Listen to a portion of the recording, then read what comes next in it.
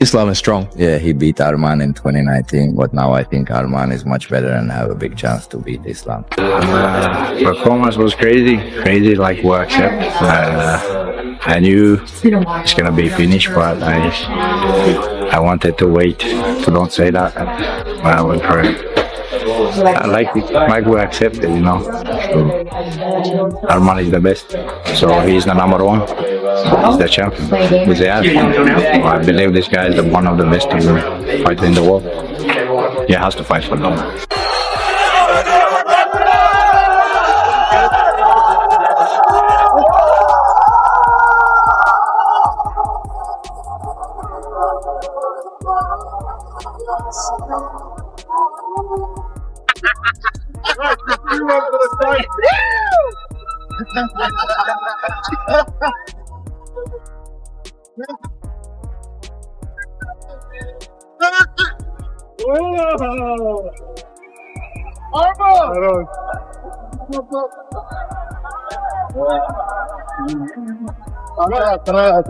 Just keep him in there.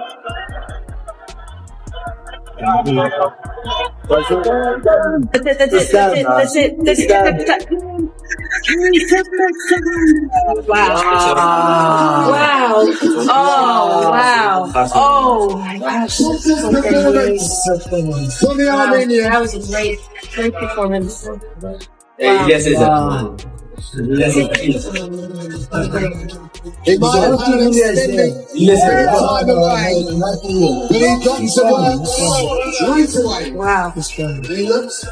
Wow, great fight by Arman Tsarukyan.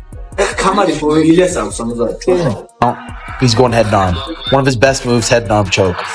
And it's deep. God, that's GG's. That is GG's, I think. Oh, God, look at his head. Not good. Not good. Tsarukyan's a fucking beast. Wow. I went up to Tsarukyan. I congratulated him. I went up to Khamzat. I said, hey, champ, what's up? When are we going to see you back? He goes, I don't know, brother. Whenever. Smash. All right, cool. Sweet. Slaps me on the back. I'm like, all right, cool. Security guy gets in front of us. I'm like, we literally were just cool with each other. He's not going to fight me. And then that childish energy comes out. Yeah, I was you, brother. You. Boom. Tries to push me. I just turned around and went, you're meant to be a champion of this sport. You're a child.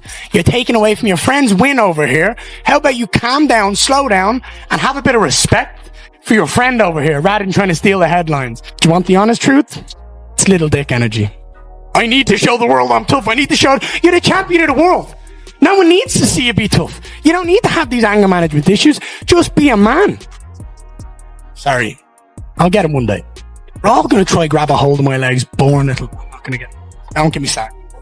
Okay, so here's the thing, guys. This is actually a gift from the gods for the UFC. Like, this has all worked out so perfectly for them because, look, Ilia hasn't fought since June. He should be ready to go. Paddy very clearly is ready to go. He hasn't fought since April, his win over Michael Chandler. The best way, we continue to say, of the people available, the best way to debut the Paramount Plus era in 2026, first show of 2026, rumored to be at T-Mobile Arena in Las Vegas, January 24th. I'm calling it a PLE numbered event. You know, they're going to keep those, title fights on the number of events we suspect.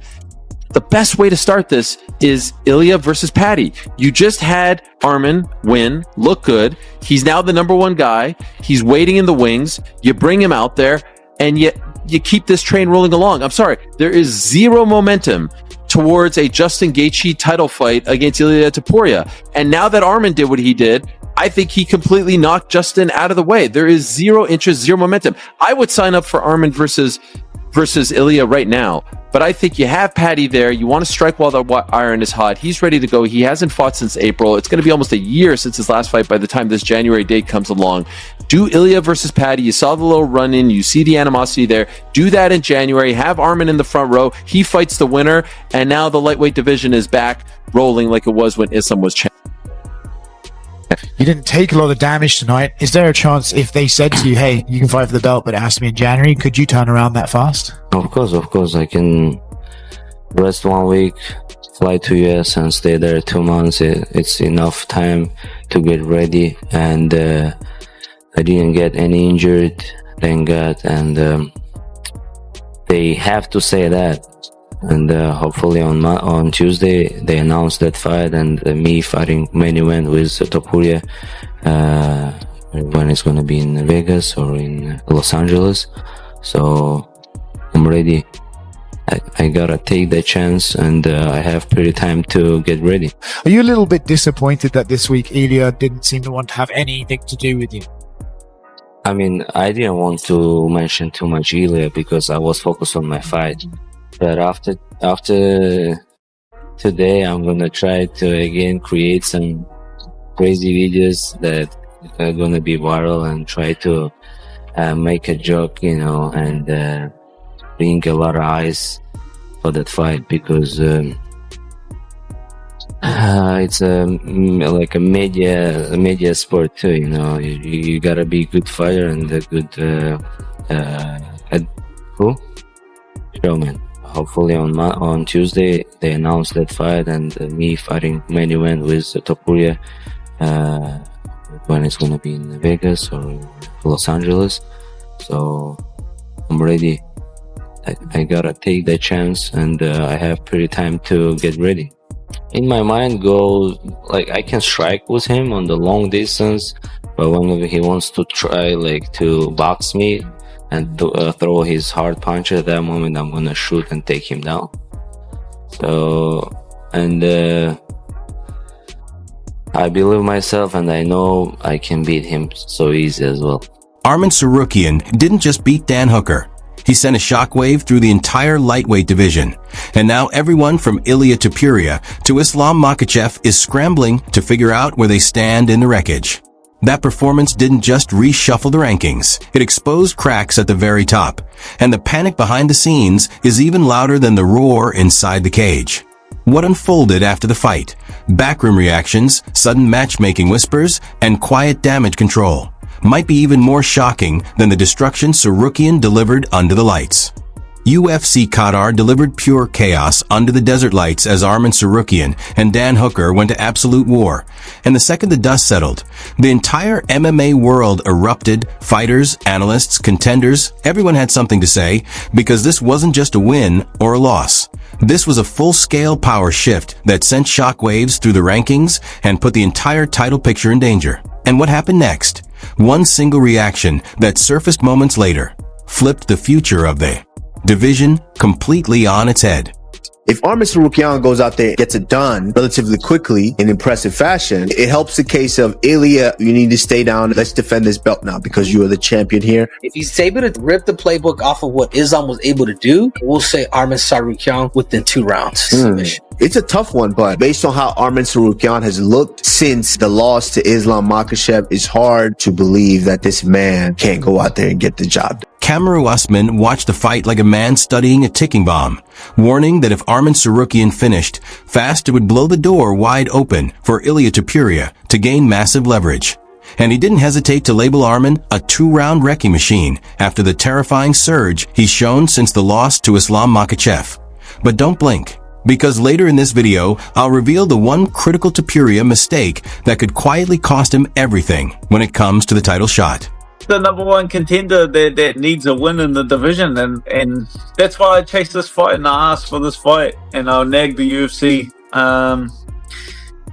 to give me this fight, is because I knew no one between myself and Arman Tsarukyan would want to fight Arman Tsarukyan, because they got a good excuse to avoid him. You know, he did pull out of that fight with the bad back, and so the champion and guys, the bigger name guys in the division like AG, they have a good excuse to not fight him. I believe it's because he is the most skillful fighter in the division, but these other guys have a good reason to not fight him, and I knew that with a win over Arman Tsarukyan, I get to jump the queue. I get to jump from outside the top 5 to the number 1 contender. Dan Hooker walked into Qatar, believing he could rip away Ilia Topuria's golden ticket and rocket himself from outside the top 5 straight to the throne, boldly declaring that he wanted Ilia because everyone else was too scared to fight him, insisting he was the only one not ducking, not hiding, and not inventing injury excuses.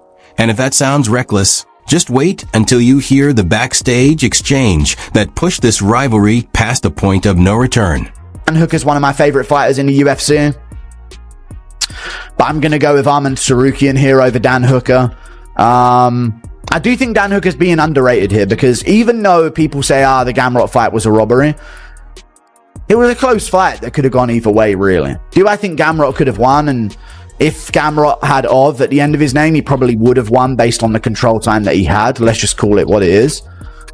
But Dan Hooker's really good at like stuffing take. He's a lot better at it than he was before when it comes to scrambling up from takedowns. But also with Gamrot, I think he's better at like implementing dominant positions on top. And Gamrot had them a lot on Dan Hooker in their fight.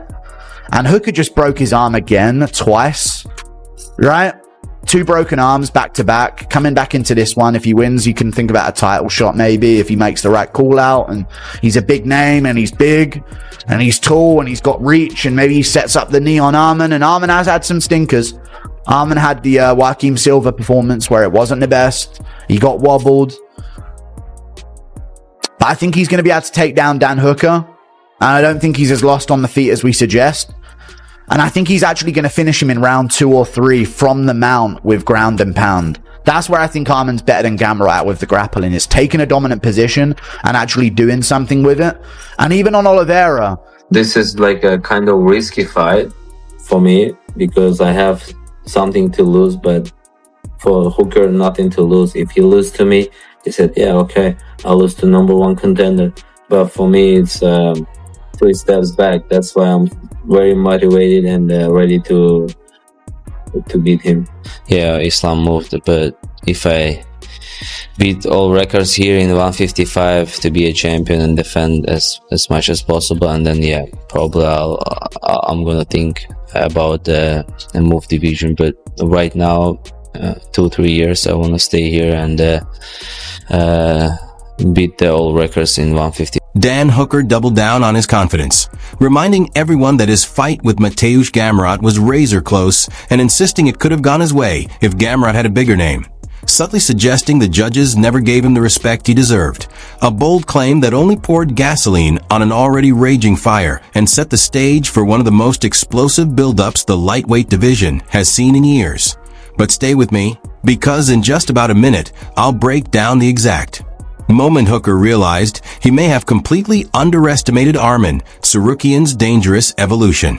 Yeah, I feel like I'm a fighter for the working man, you know, and kind of represent just hard working and sticking at it and gutting things out and accomplishing what you want through that. And I feel like he's kind of just had everything handed to him and the best training and the best coaches and fly around here and just kind of had the easy road. So it's kind of just the working man versus Richie Rich, because it's just talk.